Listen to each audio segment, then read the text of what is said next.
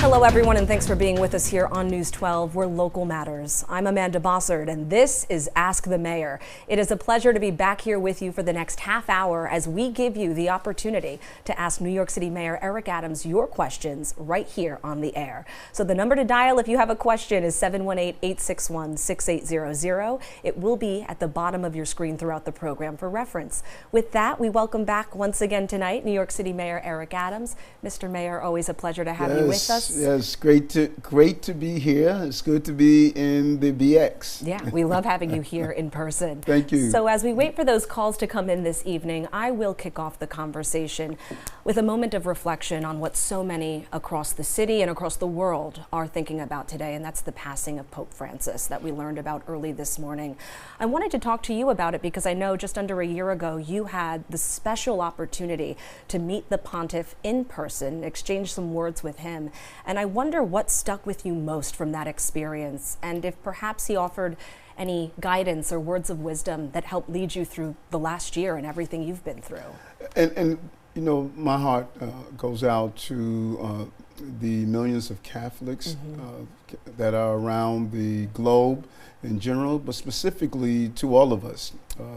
You know, I'm a Christian, I'm not of a Catholic background, but the Pope is a symbol of Christianity here on the globe, and just being able to meet him, and I asked him to pray for a series of things, and he, stated, believe in prayer, something that I talk about all the time, the power of prayer, and we're going to miss him, but we all know that transitioning from the physical to the spiritual is part of life. And the Bible states, absent from the body is present in the spirit.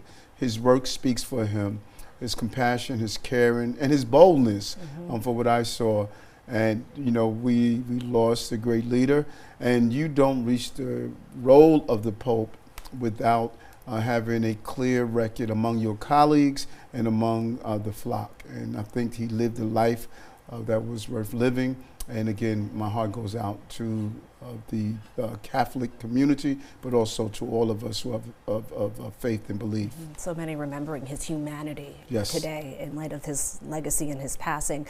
You mentioned that you asked him to pray for a number of things. Care to share what those prayers were, and whether at this point you feel like maybe some of those have been answered? Yes. Well, one area that I asked him to pray for is the violence that we were seeing globally. This was during the time of what was playing out in the Middle East, to pray for those children who were dying, to pray for the increase in hate that we see across our globe, and ask him to just have a special prayer to just the violence that we're witnessing. I do want to switch gears and touch on some local happenings, and specifically this incredibly tragic story that unfolded over the weekend here in the Bronx, where we found a woman, a mother, and her 8-year-old son both dead inside of an apartment, and her 4-year-old daughter was alive among them. Now we're hearing reports that perhaps she was there for days, that ACS had visited the apartment days before but were unable to get inside. Can you shed any light as to what exactly happened here and how we got to this point? And you think about that for a moment, a child left inside, the mom and their sibling died. It's just painful. Yeah. Anyone who's a parent is going to just feel that pain. And we're looking into the case. We want to learn exactly what happened. But I cannot commend ACS workers. It's a hard job. You have to make those difficult decisions. And they have been extremely active of just protecting children and families. But we are conducting an investigation, and we'll come to a conclusion of exactly what happened. And we'll continue to follow those details as they come to light as well. I also want to touch on some developing news that happened today. I believe a few weeks ago, your administration issued an executive order that aimed to allow ICE agents to operate on Rikers Island. In the aftermath of that, the city council sued to block that from being able to take effect. Today, a judge has issued a temporary block and saying that it cannot go into effect until a hearing later this week. What do you hope to argue during that hearing in order to perhaps sway the executive order to be implemented? Well, first I want to point out something that many people don't understand, the first mention of ICE on Rikers Island came from a city council person, Councilman Holden. He believed in that concept. It didn't come from ICE. It didn't come from the administration. The councilman was the first person to do that. I turned it over and delegated it to the first deputy mayor. We wanted to make sure that he can do his self-analysis. That's what he did. He visited Rikers Island several times. He spoke to law enforcement. And this, from what I read of the EO, is not just ICE. It is HSI, FBI, our postal inspector, federal postal law enforcement agencies. It is the combination. And I say this over and over again. Our law enforcement partners, they have an obligation to assist us in keeping New Yorkers safe. ICE is not a criminal organization. FBI is, and HSI is, all of these entities is about keeping New Yorkers safe. And so my first deputy mayor, he conducted his independent review and he came to an analysis, and that is who has to answer any question. All right, we will continue to follow that hearing as it plays out later on this week. Are you ready to get to some callers this evening, Mr. Mayor? I love the callers. I think this might be the favorite part of the program for you. So let's kick things off with Carl, who has dialed in from Brownsville. Carl, thanks for your time and for the call. What's your question for the mayor this evening? Yes, I want to ask the mayor. How you doing, Mr. Mayor? Good. But I would like to ask. Carl? Okay, I would like to ask. Like, I had a stove that went out of order 2 months ago, and I kept calling NYCHA to ask them how long would it take to get a new stove, and they just keep giving me the runaround. And then finally, 2 weeks ago, we received a new stove. But every time you call, they want you to call the call center. They want you to call management. Nobody give you an answer. So I had to keep calling 311. Then 311 gave me a confirmation number, told me to call within 2 weeks, and if I don't have my stove, call them back again. Well, then Carl, finally, 3 weeks ago, we got the stove. We are happy to, no, do not apologize. We're happy that at least the stove has been replaced, but this is a situation that all too many people, especially, I believe, Carl, you're calling from a NYCHA complex that they deal with. And the turnaround time as they deal with the calls for any appliance. Carl, I would like for you to call my constituent assistance unit, and I want to use your case as a case study so that we can, have a good product. This is good customer service. So I don't know what the turnaround time is for NYCHA when there are stoves, but we'll look into it and see if there was any reason that this was delayed. Happy to see there was resolution, at least for Carl, and hopefully we can keep that from happening to others again. I believe we have another caller already on the line as well, Marlene from Grand Concourse. Marlene, thanks so much for your call tonight, and what's your question for the mayor? Okay, hi, Mr. Mayor. How are you, Marlene? I'm fine, thank you.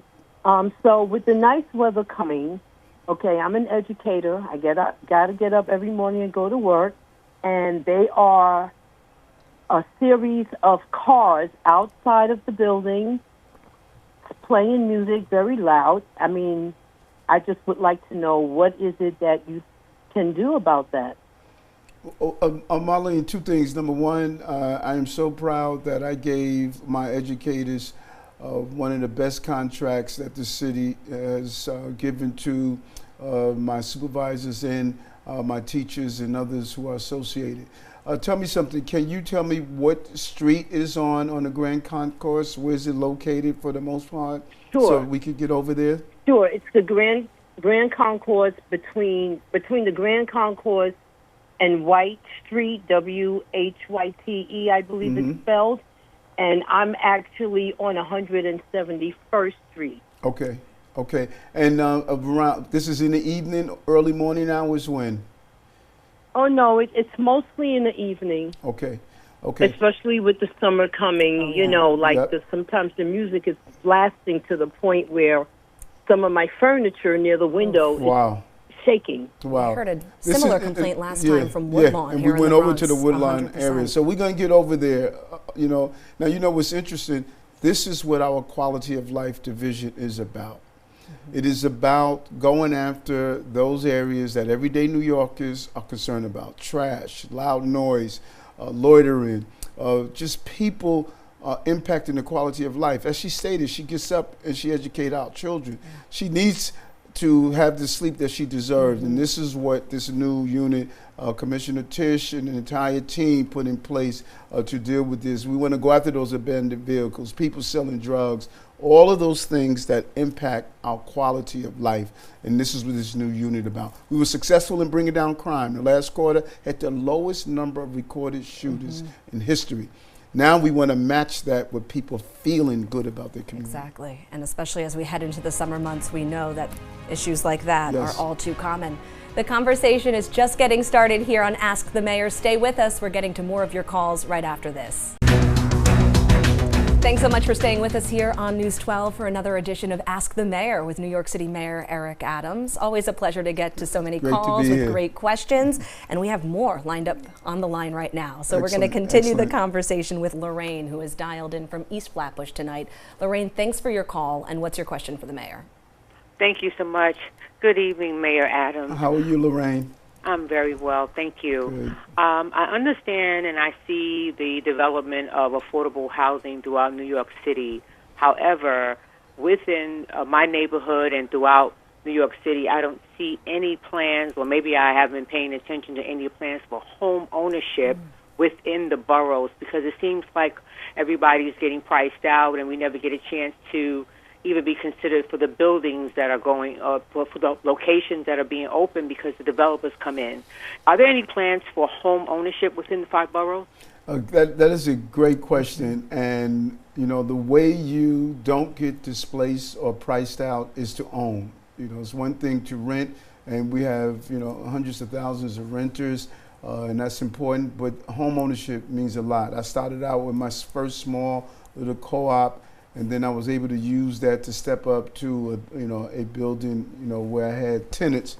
And so Adolfo Carrion, who's the deputy mayor, he is really looking into several new initiatives about home ownership and how particularly we could help those who are first-time home buyers with low interest rate mortgages. We are in a line with you because we have a real housing crisis in our city. And part of the goal that we want to look at is how do we put money back in the pockets of working class people. We put $30 billion back in the pockets of working class people. Everything from paying off medical debt to paying the college tuition for foster care children, free high-speed broadband for NYCHA residents. I mean, we have a whole list of them. And right now we're fighting Albany to axe the tax for working class, for low-income New Yorkers. If you make 150% of the or below of the federal poverty line, you won't pay any income taxes. All of this is to allow people to buy a home. Yeah. And that home could be a house or co-op or condominium. But this way you get, you get revenue in it, and you're able to build your value. So I'm with you, and that's what our deputy mayor is doing to focus on that. Great to hear that there are steps being taken to make those pathways more accessible. I believe we have another caller lined up on the line as well. This time Lawrence has joined us from Mott Haven. Lawrence, thanks for the call, and what's your question tonight? My question to the mayor is first, good afternoon. Is there anything being done about them breaking into our cars like on Morris and Girard? It's becoming like really bad, and it's happening like too often. One day I came out, matter of fact, 2 weeks ago, and they took all 4 wheels off of one person car. Yeah, listen, first of all, thank you for that question. And we're going to look at that area, but hate it. You know, if you're old enough to remember the days when we used to have Benzie boxes, we created an industry because we surrendered with our cars being broken into. So they had your radios, you carry your radios out and walk the street. You're too young to remember that. Oh, no, don't say that. Absolutely not. I do remember the days of AM, FM radio, believe it or not, okay? And so I'm with you. We're going to look at that area. But we never wanted to go back to those days where you have to carry your radio out, or you have to worry about coming in the morning. And the only industry that was growing was those who repair windows because people broke into your cars. We're going to zero in. Those petty thefts are crucial. We have been really successful in bringing down the major crimes in our area, but those breaking into cars, petty larceny, grand larceny, those are very important issues. And so we're going to look into that area, because we're not going backwards on the quality of life and losing your property to someone breaking into your car. I believe last week Commissioner Tisch mentioned that Hondas are being targeted specifically because it's very easy to duplicate the key fobs and then thieves make off with it. Any idea as to how officers are trying to stay ahead of these trends in crime? I like that. I like that. And first of all, we have a real partner here in the Bronx with District Attorney Darcel Clark. She knows how to have the balance of preventing crime and going after those that are heavy-handed. We just made a major arrest with the collaboration of the District Attorney's Office. That's very important. The industry must play a role. Honda is aware of this problem. That's why the large car thefts we have are Hondas. They're aware of this problem. They need to come in and play a role. But what we have been doing also is encouraging people to get the different tags and tracking devices. You hide one of those tracking devices in your car, we can find it just like that. And no one knows it's in your car. It has been extremely successful. We've seen a decrease in grand larceny auto, but we really need the industry to be partners with us, and we're going to meet with industry leaders, those cars that are frequently stolen, to say, you got to do a better job. That's such a great idea. Small investment in one of those trackers to save yourself from a much bigger hassle long term. We find a car quickly. Yeah. Yes. That's all you need is just that little GPS. I want to touch on that major arrest takedown that you were talking about alongside Darcel Clark last week that was announced. I know that in following up after that, several of those men, young men who were indicted as part of that scheme, were later released without bail, back out on the streets. Revolving door, recidivism, and many of them, some of them had several shootings, robberies. There's a small number of people that are creating a large number of violent crimes. And if we don't get help from Albany to look at the discovery rules, recidivism, we're not going to be able to clamp down on as much as we want to. Now, lowest number of shootings this quarter in the recorded history, 5 straight quarters of decreasing crime. Second lowest number of homicides in our city, recorded history. But people should not have to be the victim of the crime. The question we need to ask ourselves is, whose side are you on? I'm on the sides of working class people. All right. Stay with us. We're going to be right back here on News 12 for more Ask the Mayor after this quick break. Welcome back to Ask the Mayor here on News 12 with New York City Mayor Eric Adams. I want to take a moment now to reflect on a recent trip that you took down to the Dominican Republic following that tragedy we saw at the Jetset Nightclub with the roof collapsing and killing more than 220 people inside. What was it like to be there at the site in the aftermath? And has the island asked the city for any of the support that you promised to give if needed? It was extremely therapeutic for me. And to many of the residents here in the city from the Dominican community. We have the largest Dominican community outside of the Dominican Republic. And many ask, what can we do? And it meant a lot to have the mayor go there, spend the day, spend time with leaders, to have a day of mourning here in the city where we lit up City Hall with the colors of the Dominican flag, and meeting with governmental officials and see how we could help. And there are many things we're offering. The part of the investigation process, if they need our law enforcement to assist, we're willing to do so. Department of Building Infrastructure issues, our grief counselors, because we deal with so many tragedies that we want to lend our expertise. And we basically stated, we're here to help you in finding a way not to get in the way. And whatever way we could help, we're going to do so. It's a painful moment. This was a popular nightclub, Jetset, over 50 years, and many people had memories of being there. And some of the stories were just heartbreaking to to hear some of the story, Yeah. and we wanted to be there. But a powerful show of support during what is a difficult time. I want to Yes. switch gears briefly before we let you go for the evening, because a lot has happened to you personally since the last Yes. time we were sitting here.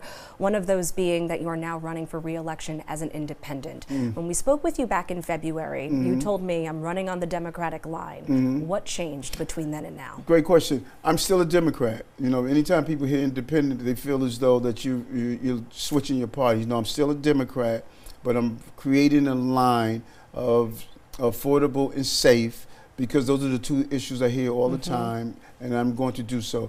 We collected 25,000 tickets to be in the Democratic primary. It just took too long to do what the independent person stated to drop the case. It took too long. Now we have an opportunity to go out and let New Yorkers that we will be in November, and that's crucial. I got to ask you, are we going to see more of the T-shirt between now and November? Yes, we are. The new look that we've seen from you since. Mr. Mayor, a pleasure to have you with us. Thank you all for watching. We'll see you next time.